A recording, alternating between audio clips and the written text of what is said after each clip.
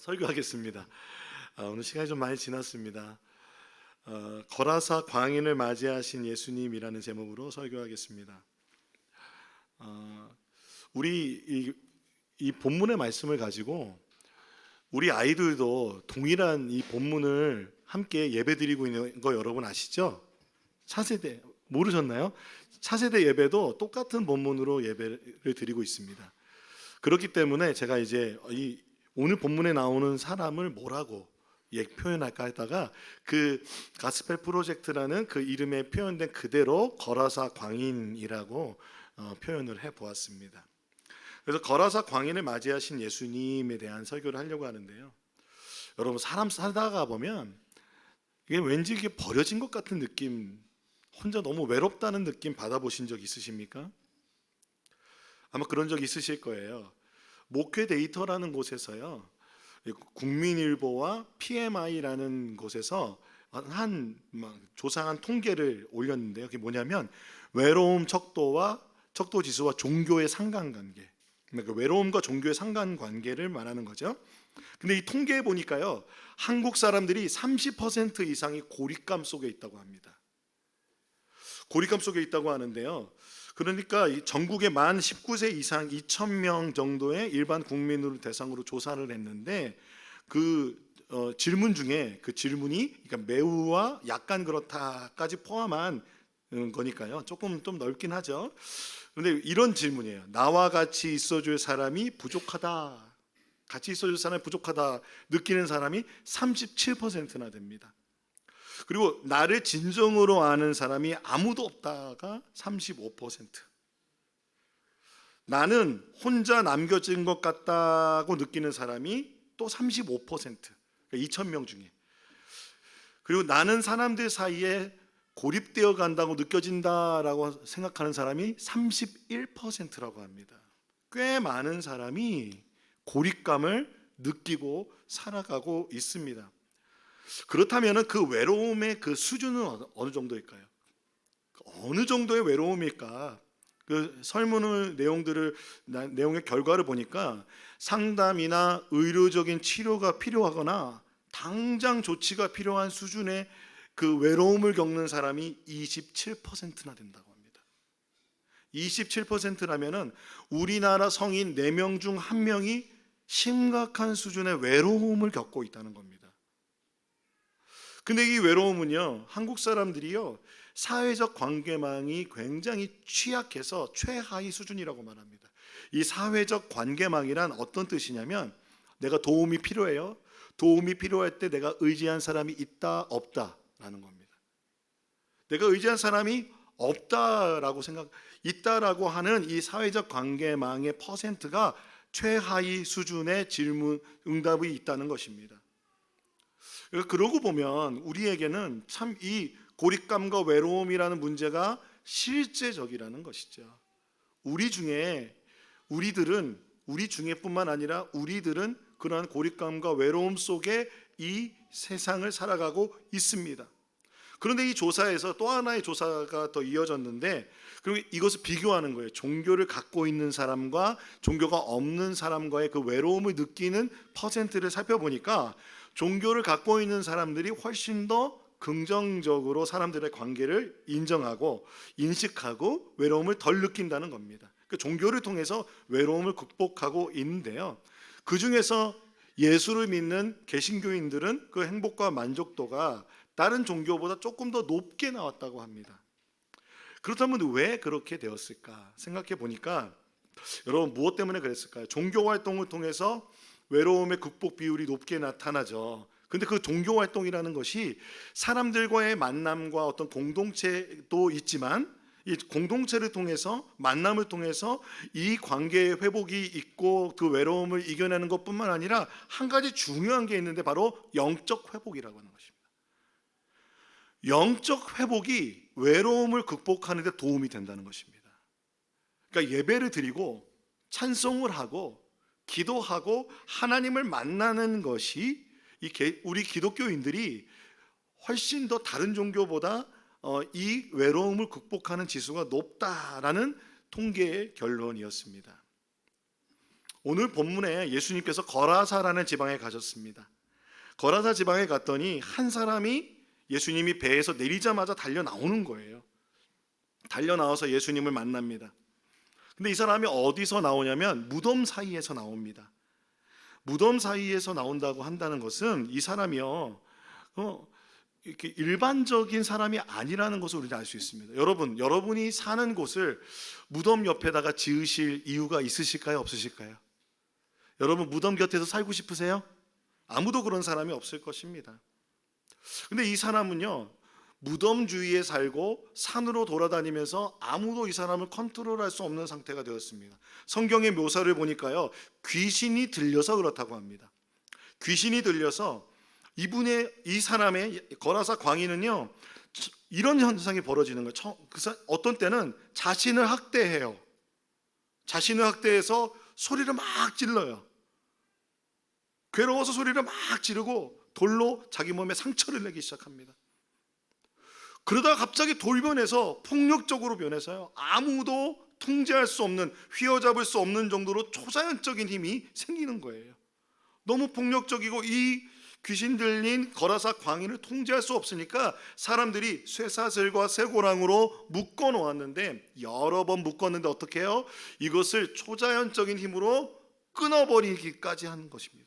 그러니까 사람들은 이 거라사 광인을 그냥 방치해 두었습니다. 무덤 사이, 사람들 살지 않는 곳에 버려두었습니다.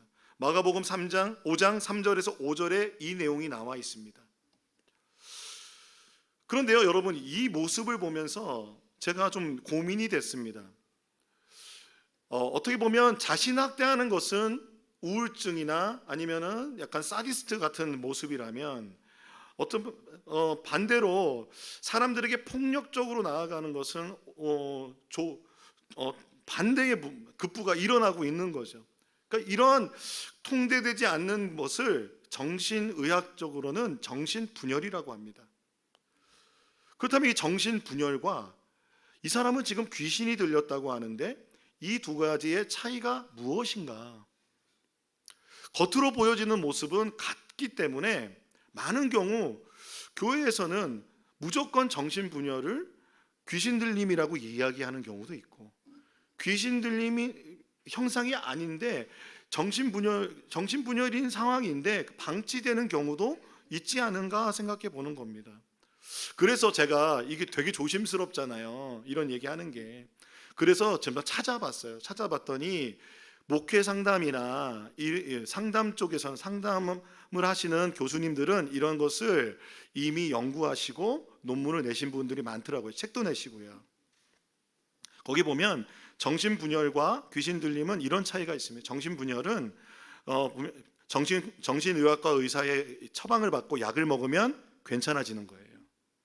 진정되고 치료되고 진정이 되는 거예요. 컨트롤이 되는 겁니다. 그런데 귀신 들림의 현상은 이 약을 먹어도 컨트롤되지 않는 상태인 것이죠. 그렇다면 이것을 해결하기 위한 방법은 기독교 목회 상담학적 관점에서는 예배와 기도와 성령의 임재입니다. 하나님의 임재, 영적인 문제로 해결이 돼야 되는 것이죠. 그런데 여러분, 우리가 교회에서, 그리고 여러분 살아가면서 우리가 인정해야 되는 게 있어요. 뭐냐면 우리는 전문가가 아니라는 겁니다. 심지어 목사인 저도 전문가가 아닙니다. 그렇다면 무엇이 필요하냐면 이런 부분에 대한 분별과 그 치유를 위해서 우리는 뭘 해야 되냐면 많은 대화를 해야 됩니다. 그리고 도움을 받아야 됩니다. 조언을 구해야 합니다.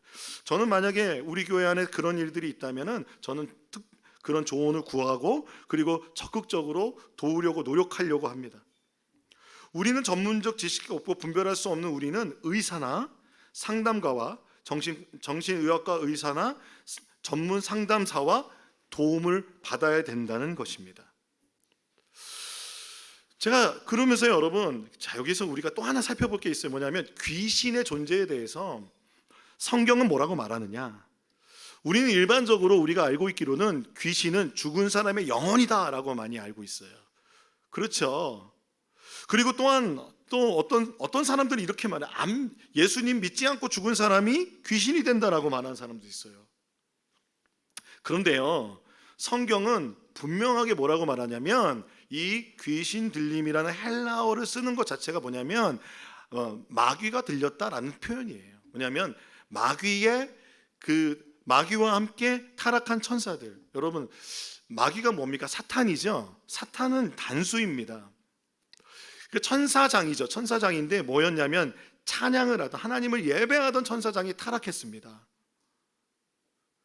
그래서 그를 루시퍼라고 하죠. 루시엘이 루시퍼가 된 것이죠. 그래서 여러분, 그 타락한 광명이라고 얘기하잖아요. 그런데 요한계시록에 보면 마귀, 사탄뿐만 아니라 사탄을 추종하던 귀신들, 천사들이 함께 타락한 사탄의 부하들을 귀신이라고 말합니다. 사탄은요, 마귀는요, 이런 자신의 하수인들과 함께 그 전략을 가지고 하나님의 백성들, 그 인류를 위협하고 하나님께 나아가지 못하도록 그들의 목표가 있습니다. 여러분, 그렇게 우리가 귀신을 인식하고 생각해 볼 필요가 있습니다. 오늘 보니까요, 이 사람이요, 그러니까 생각해 보면 귀신에 들렸다는 것은 사단으로부터 괴로움을 받고 있다는 겁니다. 이 귀신 들림이 사탄이 주는 괴로움이었다는 것입니다. 마귀가 주는 괴로움이었다는 것입니다. 그렇다면 어떤 이유에서 이 귀신이 들렸을까요? 오늘 본문에서 나오지 않아요. 귀신 들림의 이유가 나타나지 않아요. 그런데 많은 분들이 이것을 이렇게 해석하시는데 제가 좀 동의가 되더라고요. 뭐냐면 마가가 가지고 있는 내러티브는 뭐냐면 거라사라는 지방이요, 어떤 지방이냐면 오늘 그 귀신 떼가 어디로 들어갔죠? 돼지 떼로 들어갔죠. 돼지를 치는 마을은 이방 마을입니다. 이방인들이 사는 곳입니다. 그러므로 거라사라는 이방 마을인데 이곳이 어떤 특징이 있냐면 로마군이 주둔했던 곳이라고 합니다. 그 로마군이 주둔하면 어떤 일이 벌어지냐면 사람들의 재산도 빼앗고 사람들을 때리기도 하고 폭력을 주기도 하고 억압하기도 하고 압제하기도 하고 폭정을 하는 거죠. 그래서 여러분, 오늘 이 사람에게 들렸던 귀신에 대해서 예수님께서 물어보죠. 네 이름이 무엇이냐라고 하니까 내가 군대입니다라고 말하죠. 군대입니다라고 했을 때 이 군대가 헬라어로 레기온입니다. 레기온이라는 군대라는 것은 로마의 군대단인데요, 로마의 군대단위 중에 2,000명 정도 되는 군대 편제를 레기온이라고 한다고 합니다. 그리고 실제로 여러분, 그 군대 귀신이 2,000마리의 돼지떼에 들어가서 비탈을 내려가다가 바다에 빠져 죽지 않았습니까? 그렇다면 여러분 생각해 보세요. 왜 레기온이었을까? 로마 군대 편제를 다루는 왜 그 단어를 썼을까 생각해 보면 아마도 이 거라사 광인이 추측해 볼 수 있는 것은 그 로마 군인들에 의해서 압제당하고 상처받고 폭력당하고 수탈당하여 재산도 빼앗기고 모든 것을 빼앗기는 억울함이 마음속에 있고 그 상실과 아픔 속에서 그에게 그런 그 귀신 들림의 현상이 일어났다고 볼 수 있는 것입니다. 그렇게 보는 분들이 있습니다. 그래서 사람들은요, 그렇다면 여러분, 이 사람을 누군가 도와줘야 되잖아요. 사탄으로부터, 마귀로부터 자유케 되도록 도와주어야 하는데 아무도 도와주지 않는 거예요. 무서워하고 두려워합니다. 심지어는요, 나중에 우리가 보겠지만 거라사 광인에게서 군대 귀신이 빠져나간 이후에도 사람들은 두려워합니다. 무서워합니다. 이 사람은 사람들이 받아주지 않기 때문에 마귀로부터 지배당하고 또한 로마 사람들로부터 수탈당하고 사회적으로도 사람들에게 외면당해서 무덤 사이에 살고 있습니다. 아무도 다가가지 않습니다. 아무도 그 근처에도 가자고 하지 않는데 예수께서 거라사의 그 배에서 내리면서 발을 딛자마자 악한 귀신 들린 거라사 광인이 무덤 사이에 나와서 예수를 만납니다. 근데 예수님이 이 거라사 광인을 만나 주셨습니다. 이 장면이 왜 중요한지 여러분 아십니까? 우리가 성경을 읽을 때는 왜 성경이 지금 이렇게 이 어떤 순서로 왜 이런 어떤 맥락에서 이 이야기가 나왔는지가 중요한데요. 마가복음을 보면 4장에 어떤 얘기가 나오냐면 하나님 나라에 대한 얘기가 나옵니다. 하나님 나라에 대한 비유를 예수님께서 펼쳐주시는데 먼저 씨 뿌리는 자의 비유를 하십니다. 하나님의 말씀이 뿌려졌다. 어디에 뿌려졌어요? 길가에. 그리고 어디에 또 뿌려졌어요? 네, 그리고 가시덤불 사이에, 그리고 좋은 흙에, 한 4가지 정도의 그 흙에 뿌려졌잖아요. 하나님 나라가 그렇게 뿌려진다는 거예요. 그리고 그 안에 좋은 땅에서는 30배, 60배, 100배 열매를 맺게 된다고 하셨습니다. 또한 하나님 나라가 겨자씨 같대요. 겨자씨가 되게 조그맣거든요. 꼭 성지순례 갔다 오시면 겨자씨 사오시잖아요. 요만한 거, 그거 꼭 사오세요. 요만한 겨자씨가 심기워져서 열매 맺어서 나무가 되면 그 안에 새가 깃들고, 그리고 그 공중에 그 새들이 깃들 뿐만 아니라 큰 가지를 뻗어서 사람들이 쉬게 되는 그러한 큰 나무가 된다고 하는 것입니다. 하나님 나라는 그렇게 이 땅에 오신 것입니다. 예수님께서 지금 공생애를 시작하면서 사람들이 보기에 예수님의 존재가 너무 작아 보이죠. 하나님이시지만 인간의 몸을 입고 오셨기 때문에 한없이 약해 보이죠. 말씀이신 예수께서 이 땅에 뿌려지셨습니다. 심겨지셨습니다. 말씀이신 예수께서 겨자씨 같은 작은 존재로 심겨지셨습니다. 그러나 그 겨자씨는 하나님 나라를 우리에게 주시는, 하나님 나라의 강력한 하나님의 나라를 우리에게 주시는 분이시라는 것입니다. 이 하나님의 나라의 주인 되신 예수 그리스도는 그러므로 어떤 권세를 가지고 계신지 마가가 이어서 쭉 이야기를 풀어나가는 겁니다. 첫 번째가 뭐냐면요, 마가복음 4장 뒷부분에 보면 오늘 이야기 바로 전에 예수님 배에서 내리시잖아요. 어디에서 있었는지 아세요? 여러분, 풍랑 이는 바다를 잔잔하게 하셨습니다. 그때 당시 사람들이 무서워했던 게 뭡니까? 자연재해겠죠. 지금도 여러분, 자연재해는 우리가 막을 수 없습니다. 근데 그 자연이 예수 그리스도 앞에서, 하나님 앞에서 순복하였습니다. 그리고 나서 배에서 내리셔서 거라사 지방에 가셨을 때 누가 나타납니까? 군대 귀신 들린 거라사 광인이 예수님 앞에 나온 겁니다. 그것은 사람들이 두려워하는 또 하나의 존재, 자연재해와 함께 또 하나 우리가 두려워하고 있는, 사람들이 두려워하는 건 보니까 영적인 존재, 보이지 않는 영적인 존재에 대한 두려움이 있습니다. 여러분, 드라마와 영화 중에 여러분 즐겁게 보는 게 뭡니까? 공포영화 보시잖아요. 귀신의 존재에 대해서. 최근에 또 유명한 작가가 또 하나의 그런 드라마를 시작했는데 저는 안 보고 있습니다. 무서워서입니다, 여러분. 다른 이유 아니고 저는 무서운 거 못 봅니다. 이 영적인 존재, 마귀, 귀신, 영적인 존재 마귀와 귀신이 우리를 우는 사자와 같이 우리를 삼킬까 봐 우리 두려워합니다. 사람들은 두려워합니다. 우리는 하나님을 믿고 예수님을 믿는데 하나님보다 귀신이 더 큰 것 같아요. 마귀가 더 큰 것 같아요. 여러분, 하물며 예수님 믿지 않는 사람들은 얼마나 그 존재가 두렵고 무섭겠습니까? 그 C.S. 루이스가 쓴 스크루테이프의 편지라는 책이 있어요. 그건 뭐냐면요, 스크루테이프라는 마귀, 사탄이 웜우드라고 하는 조카에게 보내는 사람들을 미혹하는 방법입니다. 그거는 31개의 편지로 구성이 되어 있는데요, 이 편지의 내용이 뭐냐면 이렇게 내용이 여러 가지 있는데 그 중에서 오늘 제가 소개시켜 드리고 싶은 건 뭐냐면은 이렇게 얘기해요. 우리의 목적은 그들을 통해서 우리를 채우는 것이다. 그런데 우리 원수의 목적, 여기서 말하는 원수는 하나님입니다. 하나님의 목적은, 원수의 목적은 그들을 자녀 삼아서 그들을 퍼뜨리게 하는 게 목적이다.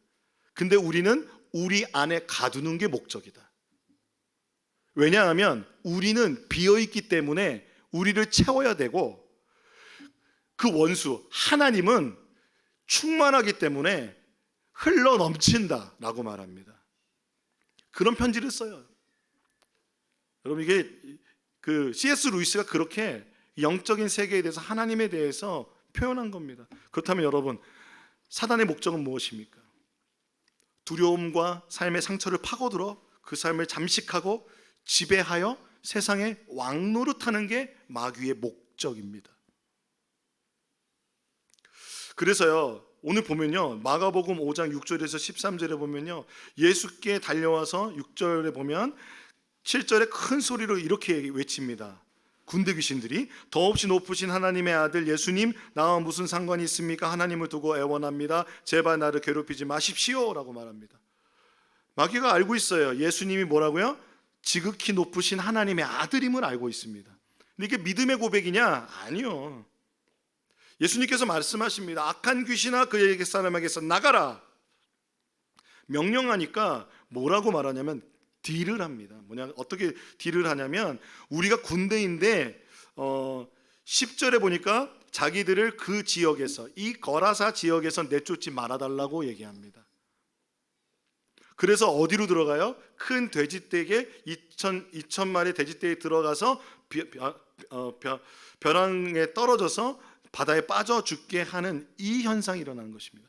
여러분, 그렇다면은 이 사단의 세력은 여전히 남아있는 겁니다. 거라사 지방에. 이와 같이 예수님께서 이 권세를 가지고 있음에도 불구하고 이 마귀는 세상에 남아 그 많은 사람들을 조종하고 그 세상 나라를 다스리려고 합니다. 그런데 여러분 기억하십시오. 예수님께서 하나님 나라의 말씀으로 씨에 뿌려지셨죠. 그런데 그것이 어디에서 여러분 폭발하였습니까? 어디에서 이 하나님 나라가 우리에게 폭발적으로 임했습니까? 십자가입니다. 예수님이 십자가에서 창세기에 있었던 그 원복음, 여자의 후손이 그 뱀의 머리를 밟으리라. 주님께서 죽음의 권세를 깨뜨리시고 승리하고 이기셨습니다. 그러므로 말미암아 지금은 그 잔당인 그 마귀의 세력들이 우리를 삼키려고 하지만, 예수 그리스도께서 우리의 주인이 되시고 군대의 장이 되셔서 우리를 승리로 이끌어 주시는 하나님이신 줄로 믿습니다. 예수님께서는 이 하나님 나라를 우리의 삶 가운데 가져오신 분이십니다. 여러분, 하나님 나라의 정신이 무엇입니까? 희년입니다. 주빌리, 기쁨입니다. 은혜입니다. 누가복음에 말합니다. 주님의 영이 내게 내리셨다. 주님께서 예수님에게 기름을 부으셔서 가난한 사람에게 기쁜 소식을 전하게 하셨다. 주님께서 나를 보내셔서 포로된 사람에게 해방을 선포하고, 눈먼 사람들에게 눈뜸을 선포하고, 억눌린 사람을 풀어주고 주님의 은혜를 선포하게 하셨다. 할렐루야. 포로된 사람에게 해방을 선포하시고, 시각장애인들에게 눈뜸을 선포하시고, 억눌린 사람들을 풀어주는 은혜의 해, 희년의 해를 선포하는 것이 예수 그리스도이십니다. 예수님은 십자가에서 마귀의 머리를 밟으셨습니다. 사랑하는 여러분, 우린 때로 억눌립니다. 우린 때로 포로된 것 같습니다. 우린 때로 고립되어 외로워합니다. 그러나 그 인생에 주님은 찾아오셔서 만나 주시는 분이십니다. 거라사 광인을 만나셔서 그를 자유케 해주신 것처럼 우리를 자유케 해주시는 분이 예수 그리스도이십니다. 사람들이 외면하고 다가가지 않는 그 거라사 광인에게 예수님께서는 다가가시고 만나주시고 그의 근본적인 문제를 해결해 주시는 예수 그리스도께서는 마귀까지도 굴복하는 하나님 아들이십니다. 살아계신 하나님의 아들이심을 믿습니다.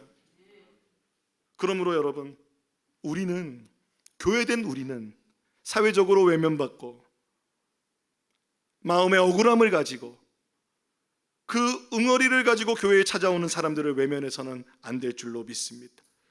예수님의 마음으로 품어야 합니다.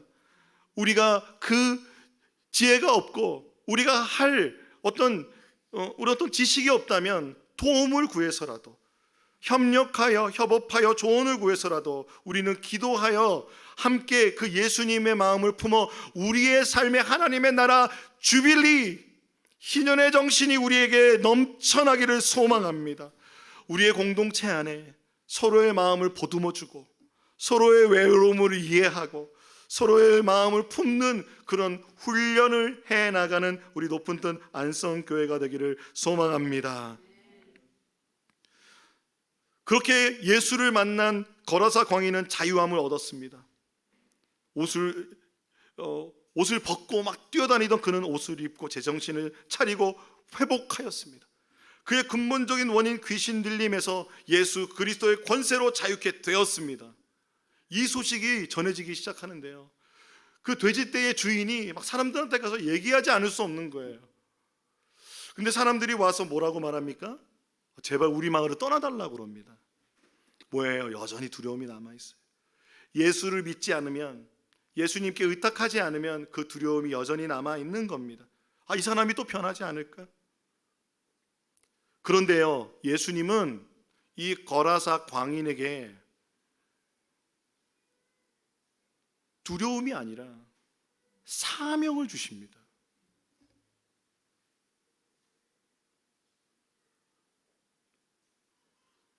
지금 회복된 이 거라사 광인에게 그 마을을 떠나시면서, 거라사를 떠나시면서 사명을 주십니다. 여러분, 18절에 보면요, 그러나 예수께서 배에 오르실 때 귀신 들렸던 사람이 예수와 함께 있게 해달라고 애원하였습니다. 두려웠던 거죠. 또 나에게 이런 현상이 있을까 봐 두렵습니다.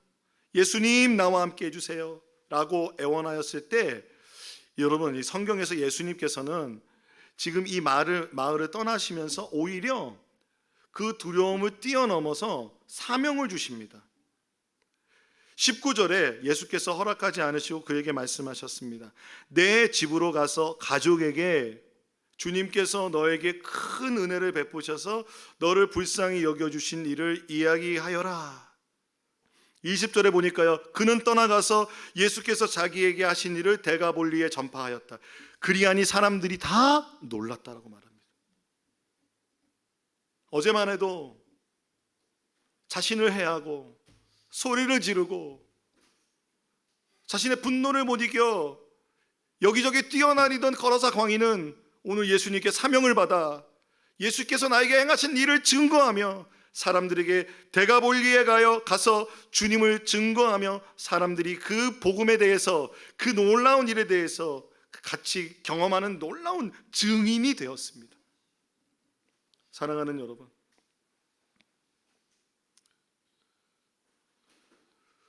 우리에게 주님께서 사명을 주십니다. 억울하고 우리의 삶은 연약해서 마음속에 응어리가 있고 상처가 있고 우리는 지금도 고립되고 외로움 가운데 살아가는 것처럼 우리가 힘든 인생을 살아갈 때에도 주님께서는 우리에게 사명을 주십니다. 예수님께서는요, 우리에게 그래서 권세를 주시는데요, 예수를 믿는 사람들에게는요, 예수님이 눈에 보이지 않잖아요. 성령님도 눈에 보이지 않잖아요. 그렇죠. 그런데 여러분, 우리에게는요, 삼위일체 하나님이 내 안에 임마누엘하고 계심을 여러분 믿으시기 바랍니다. 우리의 힘과 능력으로는 이 세상 살아갈 수 없지만 우리에게는 예수의 이름이 있습니다. 예수의 권세가 우리 안에 있습니다. 여러분 믿으십니까? 야고보서 2장 19절에 보면 그대는 하나님께서 한 분이심을 믿고 있습니다. 잘하는 일입니다. 그런데 귀신들도 그렇게 믿고 떱니다라고 말합니다. 세상 사람들이 두려워하는 그 존재, 여러 모양으로 세상 사람들을 조종하고 있는 그 마귀의 세력이 하나님의 이름 앞에 굴복되어 있는 줄로 믿습니다. 여러분 그것을 믿으시기 바랍니다. 그래야 주님께서 우리에게 오히려 말씀하십니다. 너에게 사명을 주겠다. 그 받은 은혜를 전하여라. 그래서 예수님의 희년을 전하게 되었습니다. 고린도후서 12장 9절에 바울이 이렇게 얘기합니다. 같이 한번 읽어볼까요? 시작. 그러나 주님께서 다시 읽어보겠습니다. 시작. 그러나 주님께서는 내게 이렇게 말씀하셨습니다. 내 은혜가 내게 족하다. 내 능력은 약한 데서 완전하게 된다. 그러므로 그리스도의 능력이 내게 머무르게 하기 위하여 나는 더욱더 기쁜 마음으로 내 약점들을 자랑하려고 합니다. 우리가 완전하게 준비돼서 쓰임받는 것 아닙니다. 사도 바울도 이렇게 얘기했다면 사도 바울이 여전히 연약함 속에서 복음 사역을 감당했습니다. 그렇다면 우리의 약함은 하나님의 강함, 하나님의 능력이 우리의 약한 데서 완전하여진다고 오늘 바울이 고백합니다. 여러분 믿으십니까? 여러분, 큰 그릇이 쓰임 받는 게 아니라 깨끗한 그릇이 쓰임 받는 겁니다. 하나님 앞에 우리는 깨끗한 그릇이 되기를 소망합니다. 제가 선교단체에 있을 때, 그리고 청년들 대할 때, 대학생과 젊은이들 대상으로 예수제자 훈련학교를 할 때요, 많은 사람들이, 많은 청년들이 이렇게 찾아옵니다. 내면에 정말 말로 할 수 없는, 누구에게도 말하지 못하는 응어리를 가지고 옵니다. 그 삶을 억누르고 있어서요, 스스로 통제가 안 되는 때가 있는 그런 연약한 존재로 오게 됩니다. 그런데 그런 연약한 존재를 저 또한 그랬고요, 주님이 만져주십니다. 예배할 때 임재하여 주십니다. 하나님께서 말씀 가운데 그에게 치유하여 주십니다. 하나님께서 내면 안에, 그 안에 하나님의 빛을 비춰주시고 그 응어리들을 꺼내셔서 다시 한번 십자가 보혈로 덮으시고 주님께서 새롭게 하여 주셨습니다. 그래서 그 얼굴빛이 완전히 변하는 것을 저는 너무 봤습니다. 그 삶의 희년이 선포되고, 그런 희년을 경험한 사람들은 하나님 앞에 자신의 삶을 헌신하여 주 앞에 나아갔습니다. 사랑하는 여러분, 우리 자녀들도 이 예수님 만났으면 좋겠습니다. 우리에게 생명 주고 우리에게 사명 주고 우리의 삶에 예수 그리스도께서 그렇게 소중한 분이셨다면 우리 자녀들의 이 여름 가운데 주님 또 만나 주시기를 간절히 소망합니다. 여러분, 그렇게 기도하지 않으시겠습니까? 여러분, 기도하셔야 됩니다. 이 여름 그냥 보낼 수 없겠죠. 주님 임재하여 주옵소서. 그런 마음으로 함께 나아가는 우리들이 되기를 소망합니다.